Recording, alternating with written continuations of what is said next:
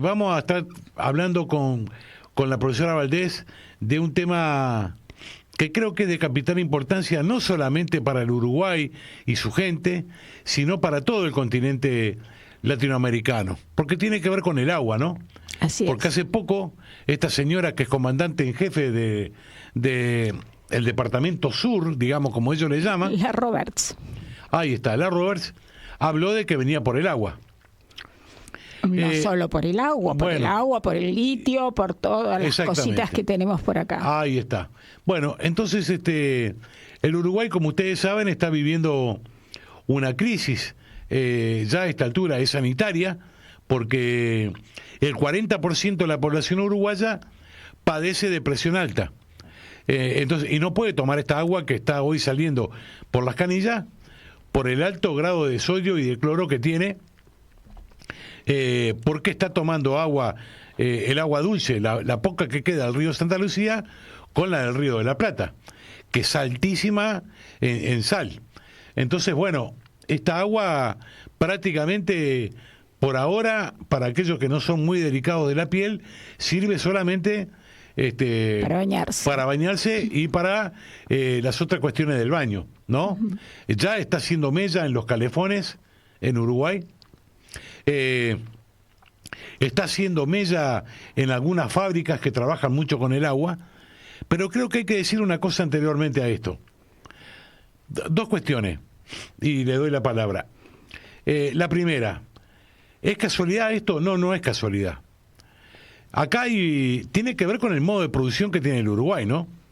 Uruguay tiene un modo de producción que son 2 pasteras enormes que hacen pasta de celulosa, que se chupan una cantidad de agua impresionante, de agua dulce potable, no es que toman cualquier agua, y devuelven al río agua contaminada, ¿no?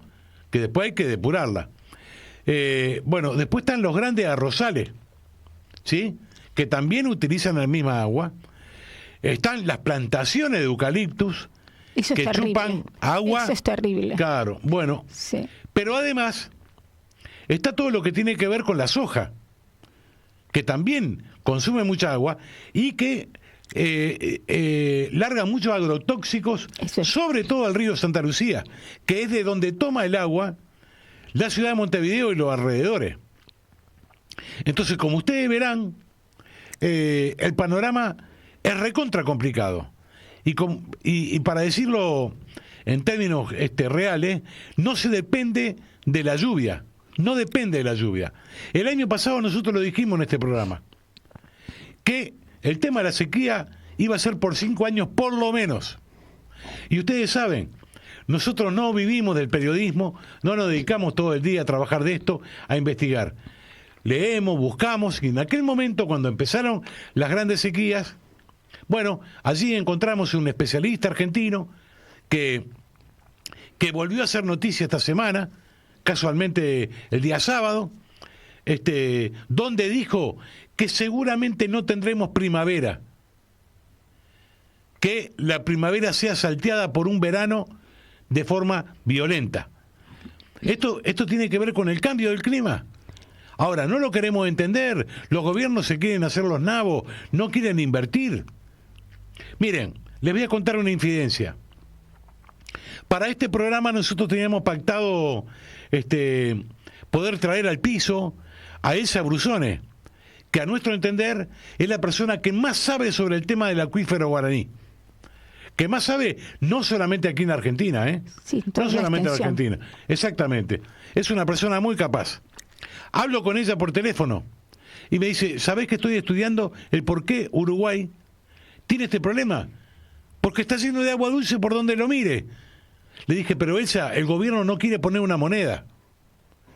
Sí. Bueno, sí, adelante, Silvia. No, es absolutamente increíble porque el gobierno de la calle Pou se vanagloriaba de que había ahorrado $600 millones y la represa, que si la hubiera hecho costaba solamente $190 millones, hubiera abastecido de agua en este momento en que el Uruguay está viviendo realmente una crisis y una emergencia hídrica.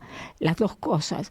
Y además, bueno, como siempre pasa en este tipo de cosas, todo el pueblo uruguayo se nutre con los bidones, con los famosos bidones de Salus. El único gesto amigable del presidente fue sacarle el IVA a los bidones para que la población pagara menos, porque aparentemente, según leí en Brecha, el semanario Brecha, es el costo del agua es mucho mayor, además, para lo que ellos llaman el quintil más pobre, en el que son 4.995 pesos por día de agua, por los bidones y todo eso, y necesitan más que el quintil más alto, de mayores ingresos. Y esto significa entre el 15 y el 20% del sueldo mensual de un obrero, que hay que decir que el sueldo mínimo de Uruguay le alcanza menos que un sueldo mínimo en la Argentina, según los estudios que se han hecho. Todo esto hace que la situación en Uruguay sea absolutamente desesperante, y lo peor es que en la calle Pou, por ejemplo, concretamente, otra de las anécdotas que contaba Brecha es que hay cerca de OCE hay un lugar, una especie de almacén, digamos, donde venden justamente los bidones de agua. Y estaban todo el tiempo, se quedaron sin existencias muchas veces, y la gente iba y no tenía nada. Y un señor fue justo a comprar y vino el cargamento, y el que bajaba los bidones decía que cada bidón costaba 89 pesos. El chico que estaba allí, como no había mercadería, no era alguien responsable, tuvo que llamar al cajero, y el cajero le dijo que dijo 89 el que los bajaba, que era el precio pactado, y el cajero le dijo que no, que los cobrara 110. Los bidones de 6 litros y algo, 6 litros 250, 6 litros y cuarto de agua. O sea, hay un descontrol absoluto, y eso es el referente, es OCE, que está pegado. O sea que ni siquiera la gente de OCE se preocupa por conseguir una regulación en el negocio que está al lado de ellos. Es todo caótico, y no se sabe por qué el presidente de la calle Pou no acepta la ayuda de los vecinos. Había pensado, bueno, el presidente Alberto Fernández le propuso un barco con 300 metros cúbicos de agua, y además una planta desalinadora que puede servir además para el agua de OCE, que sale con, digamos, el agua corriente del Uruguay, que es muy salada y que no pueden tomarla los hipertensos, como usted dijo, jefe, y además produce un montón de problemas cutáneos, etcétera. Los bebés ni las embarazadas pueden tomarlos, en fin, es terrible. Y la planta desalinadora no la quiere tampoco. Déjeme decirle algo. Mire, voy a arrancar por el final de lo que usted dice. La intendente de Montevideo, Carolina Cose, sí, sale a pedir ayuda al mundo. Sí, y sí, manda cartas a un montón de lugares, y de ese montón de lugares tiene 3 o 4 respuestas concretas. Una de ellas es la de República Argentina, y la otra es de Venezuela, y también de Estados Unidos. Sí. En el caso concreto de Argentina, bueno, es el barco ese que usted dice, y una planta donde hacía miles y miles de litros por hora en sachet de medio litro para mandarle al Uruguay. Bueno, el presidente agradeció la ayuda, pero le dijo que todavía no, que no hacía falta. Ahora bien, este es un tema que hay que entenderlo de alguna manera. Este gobierno hace 4 años que está en el gobierno. Así es. ¿No? Y acá hay que decir algo bien claro. Cuando este gobierno asumió, al poco tiempo se vino la pandemia. Sí. En el medio de la pandemia, a los pocos días de haber arrancado la pandemia, nacen como hongos en la República Oriental del Uruguay las ollas populares. Sí. Bueno, pasa lo que pasa con la provisión de vacunas. Ustedes se acuerdan lo que era, fue un caos. Las primeras vacunas que llegaron a Uruguay eran unas vacunas chinas que la duración era de días de inmunidad. Sí, sí. Bueno, un desastre, el gobierno no supo enfrentar la pandemia. Pues ahora tampoco sabe enfrentar este tema con el agua, con este recurso. Sí. Hay que decir una cosa que es básica. El gobierno del Frente Amplio le dejó bien claro una carpeta con todo aprobado para hacer una represa en la localidad de Casupá o ciudad de Casupá. En ese momento la represa costaba 100 millones de dólares. 190, pero 100 millones, perdóneme. Esa es la cifra, yo la tengo recontra chequeada. Pero no importa. El tema era que había que ponerle plata y la hacemos. En el gobierno de Pepe Mujica fue donde se afinaron los detalles técnicos. Y durante el gobierno de Vázquez se buscó por todos los lugares la forma de cómo financiarlo, porque Uruguay no tenía cómo pagarlo desde su bolsillo, salir de las reservas. Bueno, este gobierno decidió que no. No se pueden olvidar que este gobierno, el de Luis Lacalle Pou, fue el único gobierno que en el medio de la pandemia del COVID hizo un ajuste en la República Oriental del Uruguay. Sí. Entonces, no podemos decir, bueno, esto es producto de la lluvia, no se hace cargo, porque en la semana Pepe Mujica dijo, palabras más, palabras menos, todos nos quedamos un poco dormidos. No, Pepe, no es así. Este gobierno es el responsable. Hace 4 años que está. Los técnicos de OCE, que tiene 2 tipos de departamentos. Uno para el agua potable y otro para la otra agua, sí, ¿no? Las aguas. Le dijeron bien claro, este es el momento, hagámoslo. Octubre del año pasado. El gobierno no escuchó.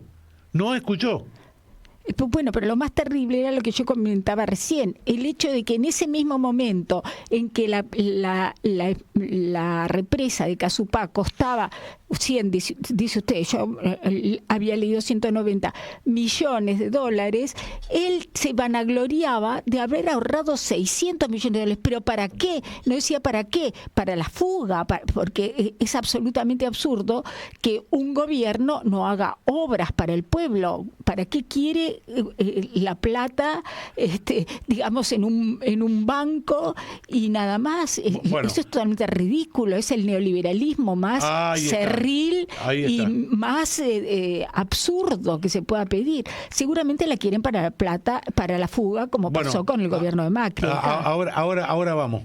Lo que decía Silvia, ¿no? ¿Para qué era, qué quería conseguir el gobierno con esto?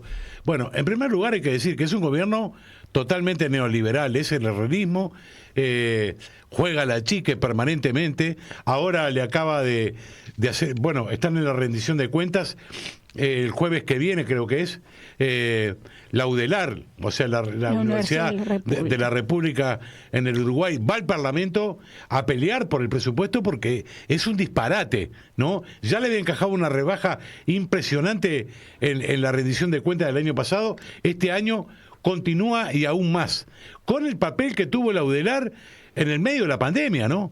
Con el papel que tuvo la UDELAR en el medio de la pandemia, que fue una cosa maravillosa, que incluso los yanquis vinieron a comprar la metodología del trabajo, del trabajo de la universidad en cuanto a la limpieza para no contagiarse. Bueno, hay algunos datos que este gobierno está diciendo. Por ejemplo, los medios hegemónicos, como ustedes saben, tanto en Uruguay como acá, tratan de justificar a este gobierno, echándole la culpa al clima de que no llueve. Incluso ahora hicieron un barullo terrible porque estuvo un par de días lloviendo y la verdad que lo que hizo fue alargar 15 días más, ¿no? Porque 15 días más contando del domingo, ¿no? Claro. Contando del domingo. Que hay un tema que es el siguiente. El gobierno propuso el proyecto Neptuno, ¿no? Que es en la ciudad de Montevideo, en la Rambla. O sea que entraría al Río de la Plata, tomaría agua de allí. Es un proyecto privado que costaría 200 millones de dólares. Por 40 años hay que dárselo en concesión a estos tipos, del cual se llevarían 800 millones de dólares. Increíble, el mismo negocio que el puerto, más o menos. Pero además, ellos van a sacar el agua. Se supone que con total pureza para que uno la pueda tomar.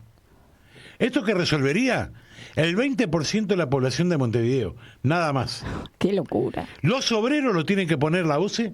Sí. Y todo el andamiaje lo tiene que poner OCE. O sea que OCE le pagaría, o sea, el Estado uruguayo le pagaría a esta gente 800 millones de dólares a lo largo de 40 años, ¿no? Un disparate. Va a ser el agua más cara de la humanidad, donde están violando la Constitución, donde el agua, nosotros la planteamos claramente, ¿no? Está que el agua es de todos los uruguayos, no es de una empresa. Ahora este gobierno, y con esto le doy la palabra, este gobierno sale ahora en esta situación a armar una represa de último momento en el departamento de San José, que le va a costar mucho más de lo que vale en la actualidad, ¿está? Porque cuando vos venís apurado, los precios son otros, ¿no? Sí. Pagás mal, pagás sin licitación. Bueno, esto va a dar para todo. ¿Y lo de Casupá por qué no se retoma? No se sabe. No les interesa. Sí, bueno, lo mismo que... No me pregunte esas cosas. ¿Usted me pregunta cada cosa? No, Usted me dice lo de Casupá. Mire, Silvia, no me haga hablar, porque el herrerismo toda la vida hizo esto contra el Uruguay. Uh-huh. Nunca mejor fundamentado de que este es el cuarto ataque que recibimos del herrerismo en la República Oriental del Uruguay. Sí. Este tipo arranca el gobierno entregándole en la cárcel a un mafioso narcotraficante buscado por Interpol, le entrega en mano a través de la reja el pasaporte. Con eso el tipo queda libre. Y dice, no, nosotros no sabíamos. Vamos, viejo. Sí, no, vamos, increíble. Así arrancamos. Sí. Después, bueno, lo que pasaba en la torre ejecutiva, ¿no? Sí, sí, sí. Que se hacían pasaporte. Guerra fue a pedir un pasaporte al Uruguay y no se lo dieron porque valía $15.000. ¿Quién lo hacía? Desde 15 a 50.000. Bueno, lo hacía el jefe de la custodia presidencial. Sí. Amigo íntimo de la calle Pou y de toda su familia. Sí. ¿Usted por qué cree que esto no va a pasar? No, ¿Qué antecedente tiene usted para decirme a mí que este tipo puede cambiar? No, yo no pienso... Por favor, no me ofenda. Yo pienso que no va a cambiar, pero lo que pasa es que cómo puede justificar estas maniobras, estas estafas tan a la luz del día, pero ¿por qué se niega a recibir agua de aquellos que se las quieren dar, que además no le costaría nada? Porque no le interesa al Uruguay y su gente. Claro, sí. Quieren matar a todo el mundo e irse, como decía el padre Ubú. No sé si eso, pero ellos, en Uruguay hay una cuestión que la tenemos que explicar, porque varias veces la han dicho algunos protagonistas que hemos sacado al aire, y estoy seguro que el resto de la gente no entiende. En Uruguay, el léxico del deporte ciclístico, es muy común en todas las casas, ¿no? Uruguay vive muy fuerte el tema del ciclismo. Entonces, el malla de oro, ¿sí? Aquel que ganó una etapa, ganó dos, que le ponen una camiseta distinta para que todo el mundo lo vea que es distinto.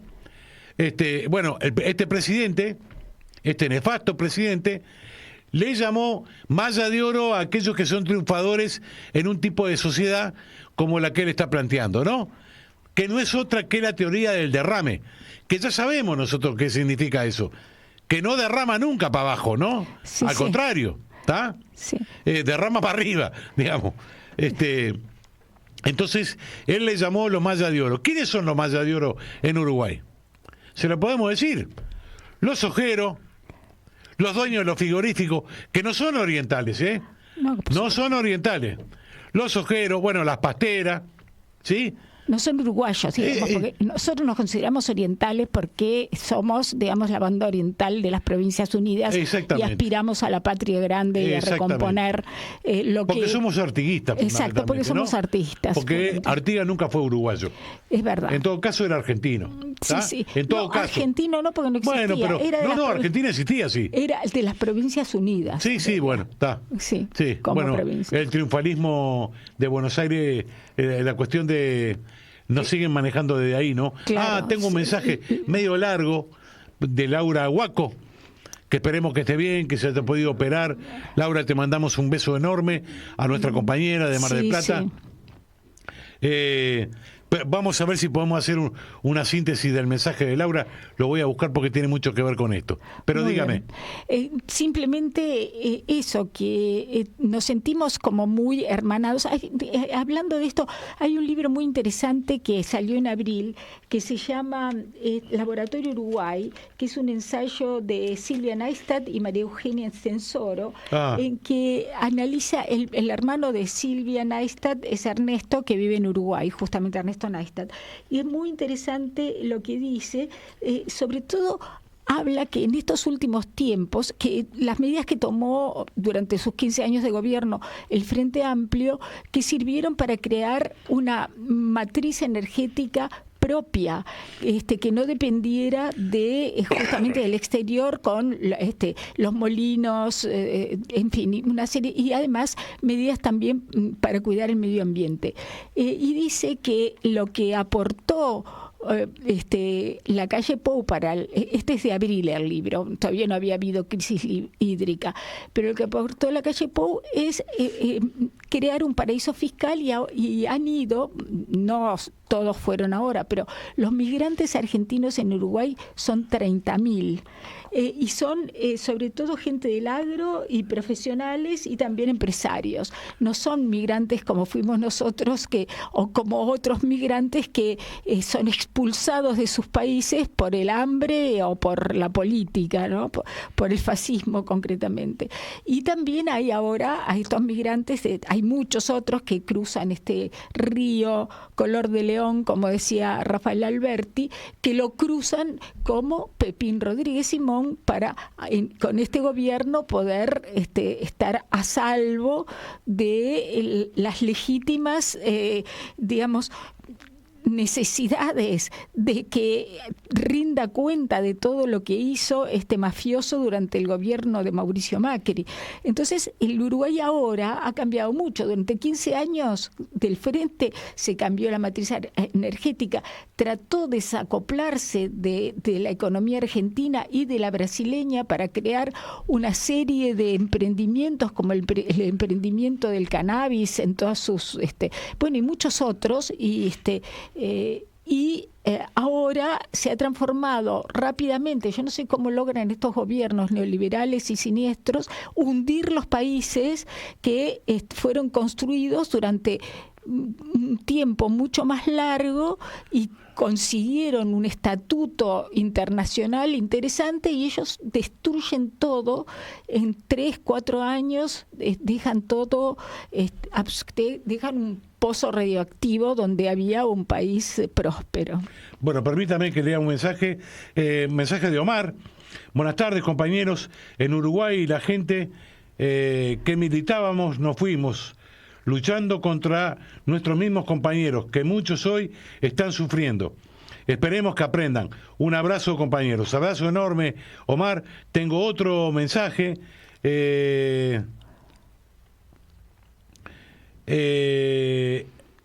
Acá está, también del ruso Pisiotano. Calculo que en el arroyo Casupá harán algo porque hay expropiaciones hechas y otras en camino. Y si no se hace nada, todo eso caerá con costa al Estado. Sí, claramente. Sí. Claramente. Bueno, se están expresando los distintos compañeros. La situación es gravísima. Sí. La semana que viene es posible que el agua que salga de las canillas del Uruguay en Montevideo y en la región metropolitana sea agua prácticamente del Río de la Plata, nada más. ¿sí? Porque además, con esto que ha pasado, especialistas empezaron a analizar las cuencas diferentes del río Santa Lucía. Sí. ¿Sí? Entonces, hay un peligro de tomar de una cuenca que aparentemente el agua es dulce, pero puede ser contraproducente. Entonces, lo que están haciendo algunos científicos de la UDELAR es hacer una medición a lo largo de gran parte del río y tratar de lograr grado de importancia 1. ¿Que eso qué quiere decir? Al darle grado de importancia 1, no se puede arrojar absolutamente nada a ese río. Nada de nada, ¿no? Una colilla de cigarrillo o lo que sea. No agrotóxico, absolutamente nada. Porque es la única manera. Agrotóxico tampoco. Claro, pero bueno, lo del agrotóxico se paró, pero no alcanza. Claro, ya estaba volcado al río. Claro. Y contaminó. Sí. Yo tuve la suerte de hace unos años de conocer el río, de cerquita, en Las Brujas, allí en Canelones. Es hermosísimo. Sí. Es hermosísimo. Es muy hermoso. Pero claro, es así. Lo contaminaron, ¿no? Sí. El tipo de modo de producción que nosotros tenemos en el Uruguay no sirve para el Uruguay. No, claro. Sí. Vi unas imágenes. Nos tenemos que ir, Bueno, unas imágenes desoladoras, lo digo rápidamente, de el río Santa Lucía, de como está, que es puro barro. Ajá. Con unos ojitos mínimos de agua, y la altura bajó 9 metros, desapareció el río, y están los mejillones del río en los postes y marcado a dónde llegaba el río. Ajá. Que es, digamos, impresionante ver. Es desolador, porque todo ese barro horrible en la cuenca de un río que era, como usted dice, hermosísimo.